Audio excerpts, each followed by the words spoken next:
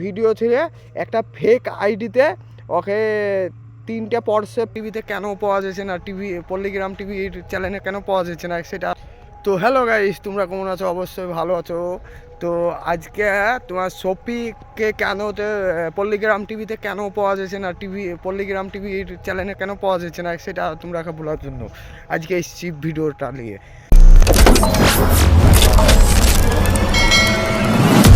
তো আজকে বলতে চাইছি শফিক কী কারণে আসছে না, কিসের কারণে আসছে না সব বলে দিচ্ছি, ঠিক আছে? তো ডিটেলস সবই খুলে বলতে পারবো না, কিছু কিছু জানা আছে তার জন্য বলতে পারবো, ঠিক আছে? তো আজকে শফিক হচ্ছে মেন কথা হচ্ছে শফিককে কোনো ভিডিওতে নায়ক লিখছে না, ঠিক আছে? আর দ্বিতীয় নম্বর হচ্ছে তো লিখছে না, কোনো নায়ক পার্টে দিচ্ছে না, আর যা অন্য কাউকে সব নায়ক পার্ট দিচ্ছে, ঠিক আছে? তাছাড়া ওকে কোনো ভিডিওতে লিখছে না, তার জন্য ওকে চ্যানেলে বেরিয়ে চলে এসছে আমার যা মনে হয়। চ্যানেলে নাই যেহেতু অন্য ভিডিও করছে, পার্সোনাল অন্যজনকে ইন্টারভিউ দিচ্ছে। জীবনে কখনো কারো চ্যানেলে ইন্টারভিউ দেয়নি, শফিক প্রথমবার আমার চ্যানেলে ইন্টারভিউ দিচ্ছে। অন্যজনের ভিডিও করছে, ইনস্টাগ্রাম করছে, ফেসবুক করছে।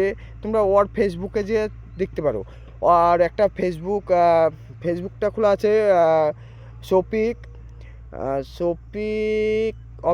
Shafiq official FB Shafiq official FB ওইটা আছে। আর একটা ইনস্টাগ্রামটা আছে শফিক অফিসিয়াল, এইটা আছে ইনস্টাগ্রামে। আর দ্বিতীয়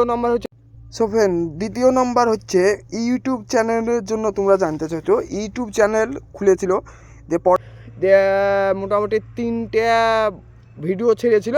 3টে ভিডিও ছেড়ে একটা ফেক আইডিতে ওকে 3টে পরস্পর স্ট্রাইক মেরেছিল, যে চ্যানেলটা উড়ে গেছে, তার জন্য মানে খুলতে পারছে না। তা ওরা এখন সার্চ করছে যে কে আমাকে মানে করেছে, মানে ডাউন করেছে, সেটা মানে দেখার জন্য কে করেছে, মানে আইডিটা অন্যজনের মানে মুখ আছে না, অন্য কেউ করেছে না ওর পাশের লোকে করেছে, এইটা মানে দেখার জন্য সার্চ করছে।